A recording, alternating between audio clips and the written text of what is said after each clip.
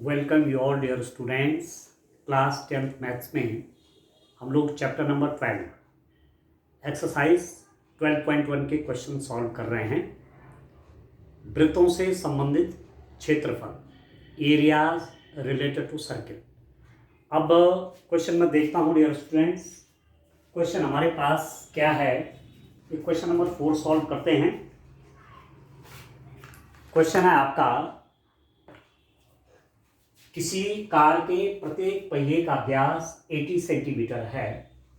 यदि यह car 60 kilometre प्रति घंटे की चाल से चल रही है तो 10 मिनट में प्रत्येक पहिया कितने चक्कर लगाता है। ठीक है। The wheels of a car are of diameter 80 centimetre each. How many complete revolution does each wheel make in 10 minutes when the car is traveling at the speed of 60 kilometre per hour.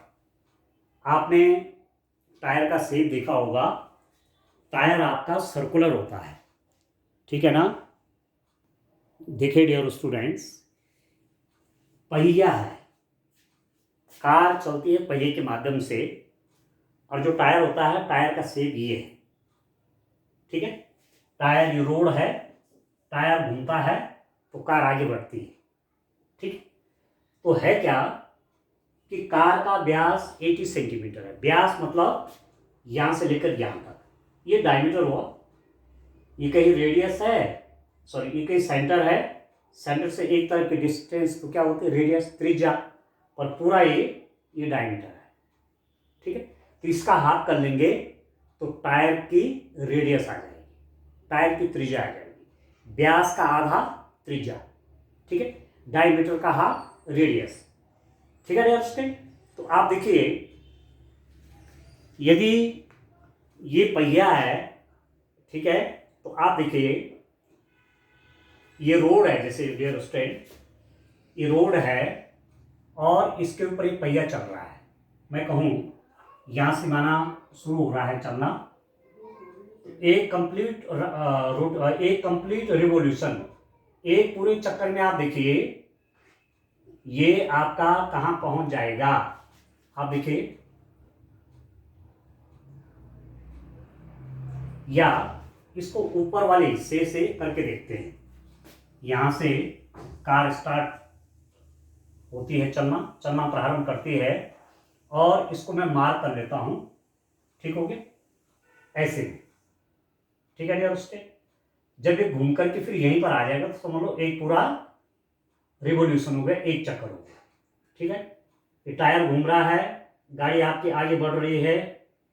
ठीक है dear student. इस रूप में आप देखिए, और अब वही वाला पोर्शन जिसको मैंने चौक से मार्क कर रखा था, ये फिर ऊपर आ गया। कहने का मतलब हुआ कि यहां से लेकर के यहां तक एक चक्कर लगाने के बाद टायर यहां से लेकर यहां तक चलता है एक चक्कर में। ठीक है। तो इतनी डिस्टेंस तय करता है, इतनी दूरी तय करता है एक चक्कर में। इसके हिसाब से मैं कह रहा हूं। अर्थात ये दूरी कितना है आप देखते हैं। जब एक पूरा चक्कर ये लगा रहा है, पूरा एक राउंड ले रहा है, पूरा एक रिवोल्यूशन, एक चक्कर लगा रहा है, तो किसके बराबर चल रहा है, परिधि के बराबर, सरकमफेरेंस के बराबर। टायर एक रिवोल्यूशन में सरकमफेरेंस के बराबर डिस्टेंस तय कर रहा है। ठीक है। टायर, कार का टायर हो या बस का टायर, जो भी, साइकिल का टायर, जो भी हो, एक चक्कर में अपनी परिधि के बराबर दूरी तय करता है। ये मेन आपको दिमाग में रखना है। ठीक है। मैं कह रहा हूं पहिया ने घूमना प्रारंभ किया यहां से, तो एक पूरा चक्कर में, मैं कह रहा था आपसे, एक पूरा चक्कर चलते चलते यहां तक चला गया, तो यहां से यहां तक की दूरी एक सरकमफेरेंस के बराबर होगी। यहां से यहां तक की दूरी परिधि के बराबर होगी। अब ठीक है, एक चक्कर टायर घूम रहा है तो कितना दूरी चल रहा है, अपनी परिधि के बराबर। 1 रिवोल्यूशन में टायर कितना मूव करता है, अपने सरकमफेरेंस के बराबर। बस ये दिमाग में ये क्वेश्चन इसी पे डिपेंड है, ये आपको दिमाग में फिट हो जाना चाहिए। अब आप देखिए, परिधि निकालने के लिए, सर्कमफेरेंस निकालने के लिए आपको रेडियस चाहिए। तो आप लिख लीजिए पहिए की त्रिज्या, पहिए की त्रिज्या,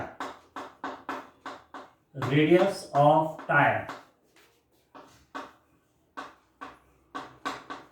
रेडियस ऑफ व्हील। ठीक है डियर स्टूडेंट, कितना हो जाएगा, डायमीटर बाई 2, व्यास बटे 2, त्रिज्या निकल जाएगी, ये हो गया 40 सेंटीमीटर। उस टायर की त्रिज्या, उस व्हील का रेडियस कितना हो गया, 40 सेंटीमीटर हो गया। ठीक है, अब पहिए की परिधि निकाल दीजिए, पहिए की परिधि,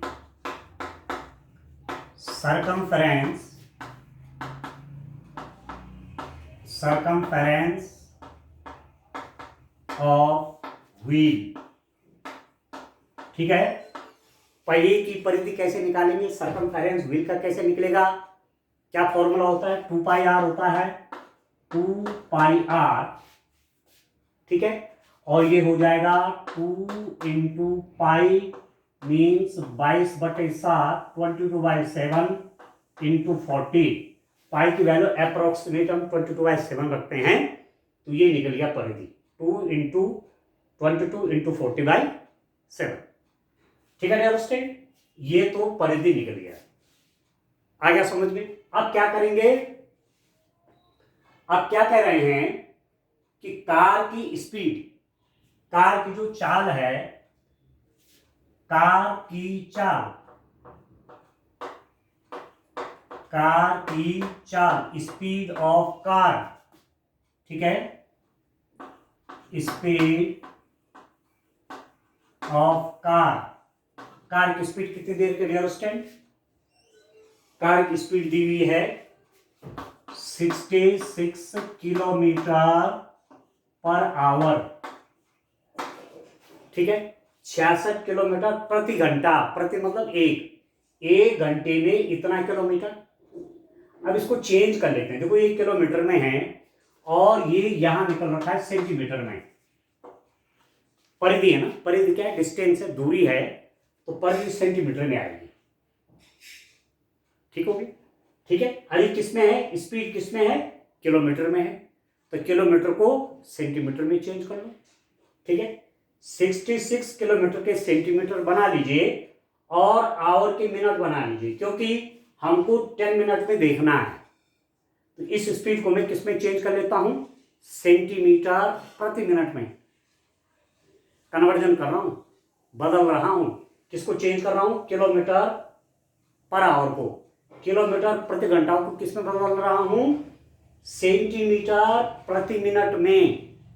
तो अब आप देखिए कैसे बदला जाएगा, 66 आप जानते हैं 1 किलोमीटर में 1000 तो मीटर हुए, 1 किलोमीटर में 1000 मीटर हुए, और 1 मीटर में 100 सेंटीमीटर होते हैं। ठीक है, तो इतने सेंटीमीटर हो गए, ये 66 किलोमीटर में कितने सेंटीमीटर बन गए, इतने बन गए, डिवाइडेड बाई प्रति घंटा, 1 घंटा, 1 घंटे में कितने मिनट हुए, 60 मिनट हो गए।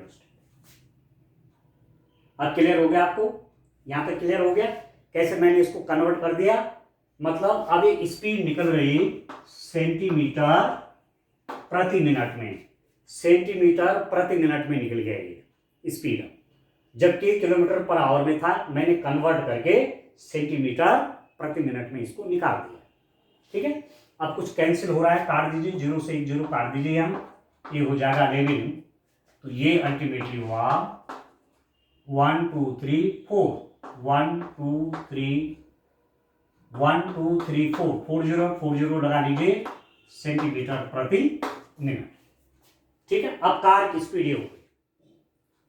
ठीक है, और ये भी सेंटीमीटर में है। अब मैं आपसे कह रहा था कि पहिया एक चक्कर जब लगाता है तो अपनी परिधि के बराबर दूरी तय करता है।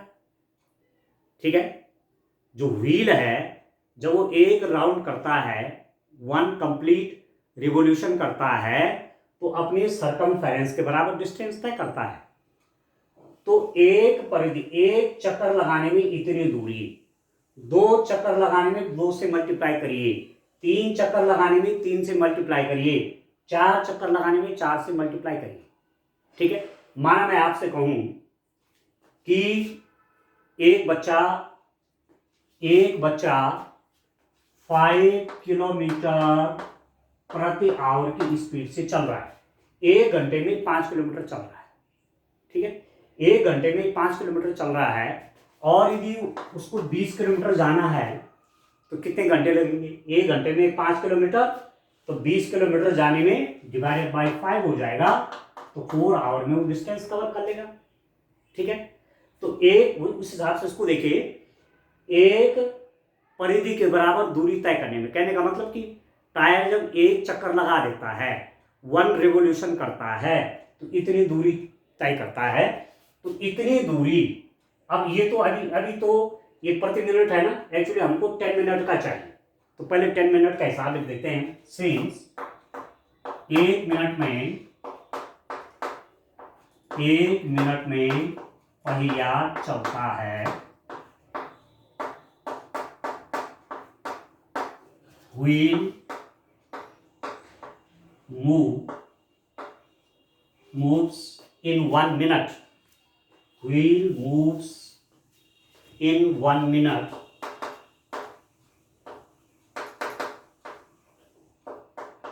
कितना है डियर स्टूडेंट? एक मिनट में इतना मूव करता है, 11.40 है, इतना सेंटीमीटर।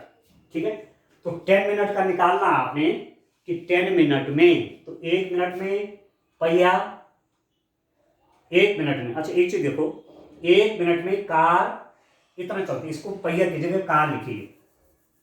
एक मिनट में कार चलती है, क्योंकि तो कार की स्पीड है ना 11,000, 1,10,000 सेंटीमीटर प्रति मिनट। एक मिनट में कार इतना चलती है। ठीक है, एक मिनट में कार चलती है इतना सेंटीमीटर, तो 10 मिनट में, क्योंकि आपको 10 मिनट का देखना है, 10 मिनट में, तो 10 मिनट में कार चलती है बराबर मल्टीप्लाई हो जाएगा 10 से, एक मिनट में इतना सेंटीमीटर, तो 10 मिनट में कितना आप लिख लीजिए,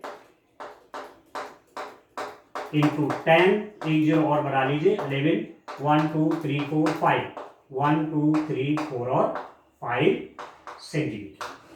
तो कार 10 मिनट में इतना सेंटीमीटर चलती है। ठीक हो गया। अब बड़ा इंटरेस्टिंग क्वेश्चन है, देखिए डियर स्टूडेंट, इसके बाद आगे काम करते हैं। आपको निकालना क्या है, आप अब ध्यान दीजिए कि एक राउंड में, एक चक्कर में पहिया इतनी दूर चलता है, तो इतनी दूरी तय करने में पहिया को कितने चक्कर लगाने पड़ेंगे। ठीक है, माना यहां से यहां 200 सेंटीमीटर है, 200 सेंटीमीटर है। ठीक है, यहां से यहां की दूरी 200 सेंटीमीटर है। यदि मैं कहूं कि पहिया एक चक्कर में 50 सेंटीमीटर चलता है, मतलब उसकी परिधि, एक चक्कर मतलब परिधि के बराबर, तो एक चक्कर में 50, अगले चक्कर में 100, फिर अगले चक्कर में 150 और अगले चक्कर में 200। ठीक है, यहां से यहां की दूरी कितना का 200 सेंटीमीटर है, और हमने कहा पहिया एक चक्कर में कितना सेंटीमीटर जा रहा है 50, तो 200 सेंटीमीटर तय करने में कितना समय लगेगा 200/50, या 200 सेंटीमीटर में कितने चक्कर लगाएगा 200 डिवाइडेड बाय 50। ठीक है, कुल दूरी कितनी है 200। पहिया एक चक्कर में कितना दूर चल रहा है अपनी परिधि के बराबर, और वो कितना है 50, तो 200 सेंटीमीटर चलने में कितना चक्कर लगाना पड़ेगा 200/50। तो वही तो है यहां पर भी कि पहिया एक चक्कर में इतना सेंटीमीटर चल रहा है, और कितना सेंटीमीटर चल रहा है, इतना सेंटीमीटर चलना है, तो कितना चक्कर पहिए को लगाने पड़ेंगे। ठीक हो गया। तो यहां पर मैं लिख देता हूं 10 मिनट में 10 मिनट में पहिया चक्कर लगाएगा, बराबर।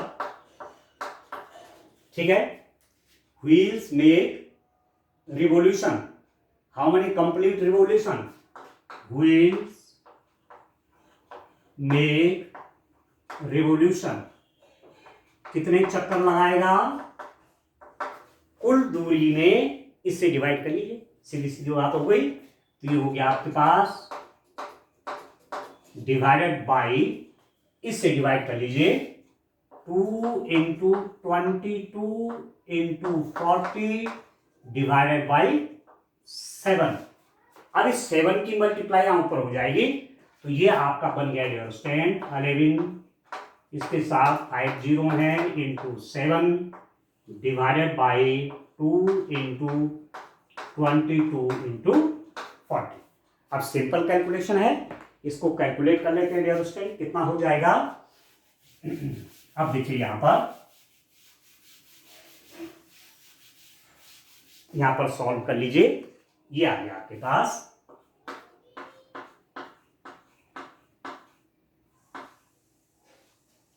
Into 7 divided by 2 into 22 into 40। आप कुछ काट लीजिए 11 से, 11 टू जा 22, 11 1 जा 11, कितने जीरो 1 2 3 4 5, 1 2 3 4 5। ठीक है। 2 से और काटिए, 1 जीरो से 1 जीरो और काट लीजिए, 2 से काटिए 2 5 जा 10, 1 2 3, फिर 2 से और कट जाएगा 2500। ठीक है। अब 4 से काट लीजिए, 4 छके 24, 4 दूने 8, 4 पंजे 20, तो ये हो गया 625 इंटू 7,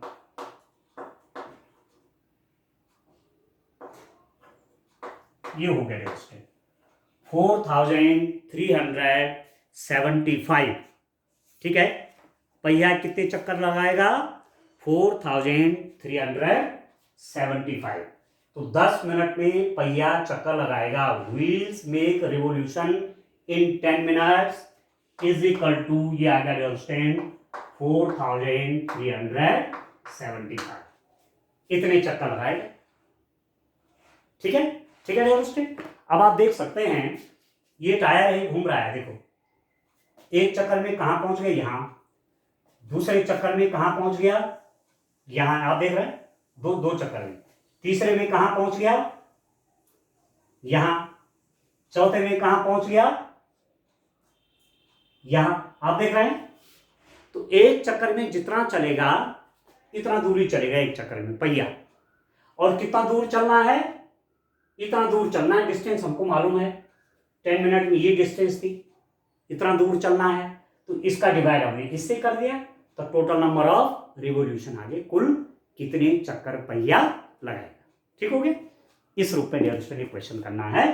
तो चलिए अब नेक्स्ट क्वेश्चन देखते हैं, इसके बाद और इस एक्सरसाइज का लास्ट क्वेश्चन है डियर स्टूडेंट, उसको देखते हैं। चलिए देखिए डियर स्टूडेंट्स, नेक्स्ट क्वेश्चन आपका है, क्वेश्चन नंबर 5 है, यदि एक वृत्त का परिमाप और क्षेत्रफल संख्यात्मक रूप से बराबर हो तो उस वृत्त की त्रिज्या है। If the perimeter and area of a circle are numerically equal then the radius of the circle is, मान लेते हैं, ठीक है, कि माना वृत्त की त्रिज्या, माना वृत्त की त्रिज्या